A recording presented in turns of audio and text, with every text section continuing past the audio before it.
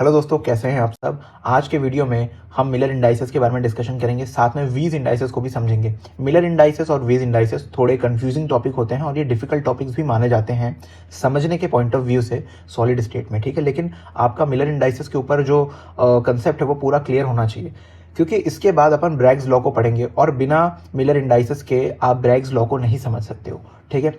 और Bragg's law जो है हमें किसी अननोन क्रिस्टल के एक्सरे डिफ्रैक्शन का जो पैटर्न है उसके डेटा को समझने में, स्टडी करने में हेल्प करता है, ठीक है। अब ये अननोन क्रिस्टल का एक्सरे डिफ्रैक्शन पैटर्न, डेटा, ये सब क्या होता है मैं आपको बताता हूँ। देखिए, जैसे कोई भी एक क्रिस्टल है, ठीक है, वो क्रिस्टल अनगिनत यूनिट सेल के रेपिटेशन से बना हुआ होता है और हमारा यूनिट सेल क्या होता है, क्यूब के फॉर्म में होता है और उसके डिफरेंट प्लेसेस पे एटम्स अरेंज होते हैं, ठीक है। फॉर एग्जाम्पल देखो, जैसे मैं इस कमरे में बैठा हुआ हूँ, मेरा कमरा जो है एक परफेक्ट स्क्वायर है, तो ये एक क्यूबिकल कमरा हुआ, ठीक है ना। अभी अगर इसमें आप मुझसे पूछ लो कि बताओ चीज़ों की अरेंजमेंट्स कैसी है, मतलब कि मेरा टेबल कहाँ रखा है, मेरा चेयर किधर है, मेरा बेड कहाँ है, ठीक है, मेरे पंखे कहाँ पे हैं, लाइट्स कहाँ लगी हैं, ठीक है। तो अगर इन चीज़ों को हम अरेंजमेंट ऑफ एटम्स माने, तो मेरे कमरे के अंदर मैं बैठा हुआ हूँ तो मैं इन चीज़ों के अरेंजमेंट्स आपको बता सकता हूँ कि मेरा पंखा ऊपर है, मैं चेयर पे अभी बैठा हुआ हूँ, इस साइड में मेरा बेड है, ठीक है। मगर अगर आप मुझे किसी बंद कमरे के बाहर खड़ा कर देते हैं और आप मुझसे पूछते हैं कि आप मुझे ये बताइए कि इस कमरे के अंदर मतलब जो चीज़ें रखी हैं, जैसे टेबल, चेयर, है ना, बेड, इनकी क्या अरेंजमेंट है, कहाँ कहाँ पे रखी है, तो क्या मैं कभी बता पाऊंगा? नहीं बता पाऊंगा। सिमिलरली, जब भी हम किसी क्रिस्टल को, मतलब किसी अननोन क्रिस्टल का स्ट्रक्चर जानने की कोशिश करते हैं, अब एक क्रिस्टल तो अनगिनत यूनिट सेल के रेपिटेशन से बना है ना, तो हम क्रिस्टल के बाहर से ही तो देख रहे हैं और बाहर से देख के हम बताएंगे कैसे कि इसके अंदर जो चीज़ें हैं, यानी कि एटम्स जो हैं, वो कहाँ कहाँ पे प्लेस्ड है। इसलिए हमें लाइट की मदद लेनी पड़ती है, ठीक है। हम क्या करते हैं, क्रिस्टल के ऊपर एक्सरे को गिराते हैं और जैसे क्रिस्टल के ऊपर एक्सरे गिरता है ना, एक एक्सरे डिफ्रैक्शन पैटर्न बनता है और उस पैटर्न का जो डेटा है उसकी स्टडी करने में हमारी हेल्प कौन करता है? Bragg's law. और ब्रैग्स लॉ को समझने के लिए आपका मिलर इंडाइसेस का कंसेप्ट क्लियर होना चाहिए। तो इसी चीज़ के लिए हम मिलर इंडाइसेस को आज पढ़ रहे हैं, ठीक है। तो मिलर इंडाइसेस क्या है? मिलर इंडाइसेस हमें किसी भी क्रिस्टल में डिफरेंट जो प्लेन्स है उसको रिप्रेजेंट करने में हेल्प करता है। तो हम ऐसा कह सकते हैं कि Miller indices helps us to represent a plane in a crystal, बस इतना ही है। और एक क्रिस्टल पता है अनगिनत यूनिट सेल के रेपिटेशन से बना है, ठीक है। और एक यूनिट सेल क्यूब के फॉर्म में होता है, तो वो एक 3 डायमेंशनल स्ट्रक्चर हुआ, तो उसके पास में लेंथ भी है, ब्रेथ भी है और हाइट भी है, ठीक है। तो इन तीन चीज़ों को अपन कोऑर्डिनेट में एक्स, वाई और जेड में रिप्रेजेंट करते हैं और इनकी प्लेन्स की स्टडी करते हैं, ठीक है। और इसमें हमारी कौन हेल्प करता है? Miller indices. तो आज के इस वीडियो में हम मिलर इंडाइसेस को डेप्थ में समझने वाले हैं, वीज इंडाइसेस को समझेंगे, इंटरसेप्ट के कंसेप्ट को समझेंगे और फाइनली जब अपन सारी चीज़ें समझ जाएंगे ना, तो हम एंड में प्रैक्टिस करने वाले हैं न्यूमेरिकल्स की। अब देखो, मिलर इंडाइसेस और वीज इंडाइसेस कुछ नहीं होता, बस अगर आपको वीज इंडाइसेस की वैल्यू पता है तो जस्ट उसका रेसिप्रोकल कर दो, वही आपका मिलर इंडाइस होगा। अगर आपको मिलर इंडाइस की वैल्यू पता है तो उसको रेसिप्रोकल कर दो, वही वीज इंडाइस की वैल्यू होगी। तो चलिए फिर आज का वीडियो शुरू करते हैं। Miller indices helps us to represent a plane in a crystal. अगर आपको किसी भी क्रिस्टल में प्लेन्स रिप्रेजेंट करने हैं, कुछ इस तरीके से हो गया, एक प्लेन मान लो ऐसे डल गया और एक प्लेन आपका कुछ इस तरीके से है, इन प्लेन्स को रिप्रेजेंट करने में आपकी जो मदद करता है किसी भी क्रिस्टल के अंदर, वो है मिलर इंडाइसेस का कंसेप्ट, ठीक है। अब अपन देखो, क्रिस्टल के अंदर प्लेन्स की स्टडी कर रहे हैं और ये जो क्रिस्टल है ये बहुत सारे अनगिनत छोटे छोटे यूनिट सेल से मिलकर बना हुआ रहता है और ये जो यूनिट सेल है हमारा, यह क्यूब के फॉर्म में है, ठीक है। तो क्यूब अपना एक 3 डायमेंशनल स्ट्रक्चर है, तो इसके पास लेंथ भी है, ब्रेथ भी है और हाइट भी है। और इन तीनों चीज़ों को रिप्रेजेंट करने के लिए मैं एक्स, वाई और जेड एक्सिस का इस्तेमाल करता हूँ, इस कोऑर्डिनेट सिस्टम का मैं इस्तेमाल करूँगा। अब देखो, एक्स, वाई और जेड एक्सिस में जाके अगर मैंने इस क्यूब को उठा के यहाँ पे रखा तो इसके डिफरेंट लेंथ्स जहाँ पे जाके कट करते हैं उन पोजीशंस को मैं इंटरसेप्ट कहता हूँ, ठीक है। तो एक्स एक्सिस के इंटरसेप्ट को मैंने ए बोला है, वाई एक्सिस के इंटरसेप्ट को मैंने बी बोला है और जेड एक्सिस के इंटरसेप्ट को मैं बोल रहा हूँ सी, ठीक है। तो देखो, इसको थोड़ा विजुअलाइज करके मैं आपको बता देता हूँ। अगर ये क्यूब है, मैं उठा के अगर इसको यहाँ रख देता हूँ, ठीक है, तो देख सकते हो आप, ये तीनों एक्सिस में फैला हुआ है, एक्स एक्सिस में, वाई एक्सिस में और जेड एक्सिस में।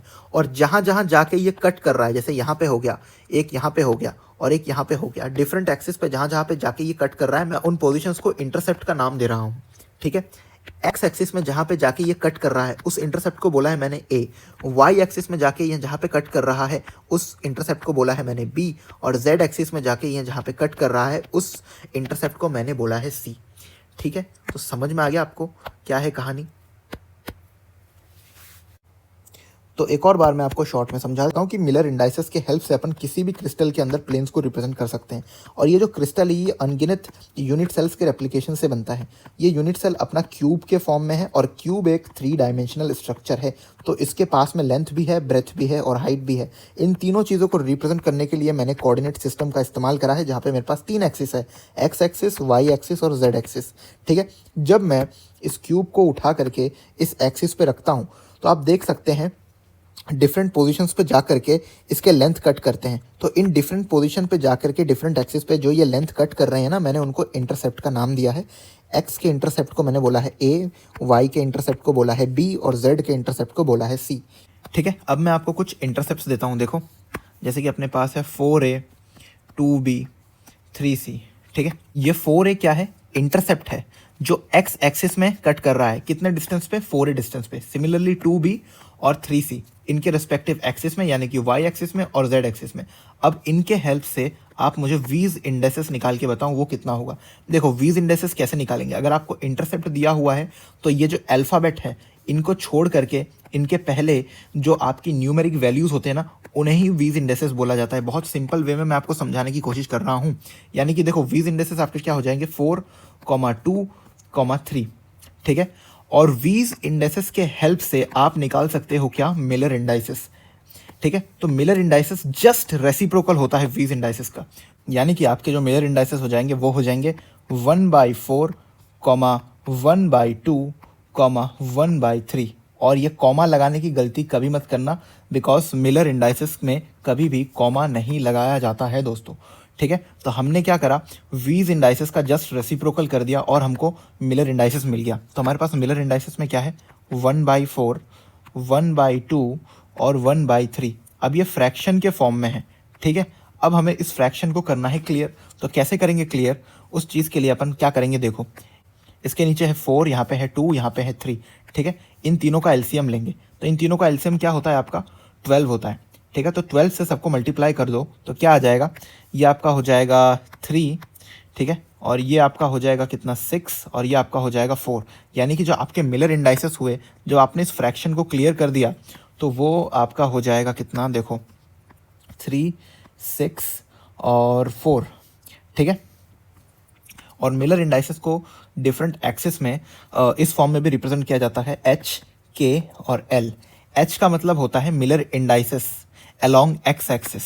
ठीक है, और के का मतलब होता है Miller indices along y axis, और एल का मतलब होता है Miller indices along z axis. ठीक है, तो मैंने यहाँ पे नीचे लिख भी दिया है। देखो, एच, के और एल का मतलब, एच का मतलब है Miller indices along x axis, के का मतलब है Miller indices along y axis, और एल का मतलब है Miller indices along z axis. अब देखो, कुछ अपन न्यूमेरिकल प्रॉब्लम को सॉल्व कर लेते हैं जिससे कि आपका जो डर है मिलर इंडाइसेस का वो निकल जाए। इस क्वेश्चन में क्या बोला है? Calculate the Miller indices for 3A, 4B and infinite. ठीक है, तो ये अपने पास क्या चीज़ें गिवन है, आप ध्यान से देखोगे तो ये अपने यार कोऑर्डिनेट्स हैं। ठीक है, और कोऑर्डिनेट्स के हेल्प से अपन एक चीज़ निकाल सकते हैं, वीज इंडाइसेस। और फिर वीज इंडाइसेस का अगर अपन रेसिप्रोकल कर देंगे तो अपन को क्या मिल जाएगा? मिलर इंडाइसेस मिल जाएगा। तो ये कोऑर्डिनेट्स हैं। ठीक है, इसके करस्पॉन्डिंग आप वीज इंडाइसेस लिख लो। तो अपने वीज इंडाइसेस क्या हो जाएंगे? वीज इंडाइसेस कैसे लिखते हैं? अपन बस ये न्यूमेरिक वैल्यू के ऊपर फोकस करते हैं। तो यहाँ पे क्या है अपने पास? 3A, तो यहाँ पे 3 हो जाएगा, कॉमा यहाँ पे 4 आ जाएगा, और यहाँ पे इनफाइनाइट है। इनफाइनाइट को एज इट इज इस तरीके से लिख लो। तो अपना वीज इंडाइसेस क्या हो जाएगा? 3, 4, इनफाइनाइट। और एक चीज़ ध्यान रखना, इंटरसेप्ट रिप्रेजेंट करते वक्त इनके बीच में कॉमा लगाया जाता है, वीज इंडाइसेस निकालते वक्त भी इनके बीच में कॉमा लगाया जाता है। लेकिन मिलर इंडाइसेस के केस में कभी भी आप कॉमा का इस्तेमाल मत करना, डायरेक्ट लिखना उन सारी चीज़ों को। ठीक है, तो देखो, अब अपन क्या लिखेंगे? Miller indices. तो मिलर इंडाइसेस अपना क्या हो जाएगा? रेसिप्रोकल करना पड़ेगा वीज इंडाइसेस का, यानी कि 1/3 लिखेंगे, कॉमा नहीं लगाना है। ठीक है, उसके बाद लिखेंगे 1/4 और फिर 1/इनफाइनाइट। अब देखो, 1/इनफाइनाइट अपना 0 होता है। ठीक है, तो अपने पास बचे क्या क्या? 1/3 और 1/4। ठीक है, अब इन दोनों का जो हमें फ्रैक्शन है, ठीक है, इसको करना है क्लियर। तो 3 और 4 का जब आप एलसीएम लोगे तो इसका एलसीएम कितना आ जाएगा? 12, यानी कि 12 से इसको मल्टीप्लाई करोगे। तो फ्रैक्शन क्लियर करने के लिए 1/3 मल्टीप्लाइड विथ 12, तो इसका क्या आ जाएगा? आपका 4। और 1/4 मल्टीप्लाइड विद 12 करोगे तो कितना आ जाएगा? 3। तो आपके जो मिलर इंडाइसेस आते हैं वो क्या होंगे? आपके 4, 3, 0। ठीक है, ये आपका मिलर इंडाइसेस है, यानी कि HKL हो गया आपका ये। अब देखो दूसरा क्वेश्चन अपन सॉल्व करते हैं। दूसरे क्वेश्चन में आपको क्या बोला है, कैलकुलेट मिलर इंडाइसेस फॉर, आपको कोऑर्डिनेट्स गिवन है 2a, 3b माइनस, और इसके बीच में कॉमा आएगा, एक सेकंड, एक मिस्टेक हो गया, ठीक है, -3c है। तो इनके हेल्प से आप वीज इंडाइसेस निकाल लो। वीज इंडाइसेस आपका क्या हो जाएगा, जस्ट न्यूमेरिक वैल्यू लिखो 2, 3, -3, ठीक है। अब आप क्या लिखो, मिलर इंडाइसेस लिखोगे। कैसे लिखोगे, जस्ट इनका रेसिप्रोकल, यानी कि 1/2, 1/3, और यहाँ पे क्या है 1/-3, मतलब -1/3 है ये, ठीक है। तो इसके फ्रैक्शन को आपको क्लियर करना है। तो एलसीएम यहाँ पे कितना आ रहा है, यहाँ पे 6 आ रहा है आपका एलसीएम, ठीक है। तो मिलर इंडाइसेस में आप लिख दो, कितना आपका आएगा 3, 2 और -2। अब एक चीज़ ध्यान रखना, जब भी मिलर इंडाइसेस में आपका माइनस आ जाए ना, फ्रैक्शन क्लियर करने के बाद ये काम करना, इस -2 को रिप्रेजेंट करने का तरीका होता है 2 के ऊपर लगा दो बार, यानी कि अपन इसको क्या लिखने वाले हैं, अपन इसको लिखने वाले हैं 2 बार। तो ये आपका मिलर इंडाइसेस हो गया 3, 2, 2 बार HKL, ठीक है। देखो तीसरा क्वेश्चन कैसा है अपने पास, काफ़ी आसान है, जैसा कि आप देख सकते हो। A plane passes through the points, ये आपको कोऑर्डिनेट्स गिवन है। अब इस तरीके से आपको बताना है HKL का वैल्यू, यानी कि कोऑर्डिनेट्स देके आपसे मिलर इंडाइसेस पूछ लिया है, ठीक है। HKL लिखा है, अब की बार इसको देख के समझ जाना मिलर इंडाइसेस की बात हो रही है। देखो यहाँ पे अपने पास प्लेन्स के कोऑर्डिनेट गिवन है, यहाँ पे 1,0,0, यानी कि ये 1 से पास कर रहा है, तो डायरेक्ट आप वीज इंडाइसेस लिख सकते हो, because these indices are the numeric values. तो वीज इंडाइसेस आप लिख लो। यहाँ पे आपका क्या आ जाएगा, एक्स एक्सिस में ये 1 से पास कर रहा है, वाई एक्सिस में ये 3 से पास करता है, और जेड एक्सिस में जो आपका प्लेन है वो पास कर रहा है 2 से। तो ये आपके वीज इंडाइसेस हो गए। अब HKL की वैल्यू, यानी कि मिलर इंडाइसेस की वैल्यू आपसे पूछिए, तो मिलर इंडाइसेस आप कैसे लिखोगे, जस्ट इनका रेसिप्रोकल, 1/1 तो यार 1 ही होगा, 1/3 और 1/2, ठीक है। तो यहाँ पे जो है आपका एलसीएम कितना हो जाएगा, 6 हो जाएगा। तो इसको पूरे को आपको 6 से मल्टीप्लाई करना है, बिकॉज आपको करना है क्या, फ्रैक्शन क्लियर। तो यहाँ पे 6 और यहाँ पे आपका कितना हो जाएगा 2, 3।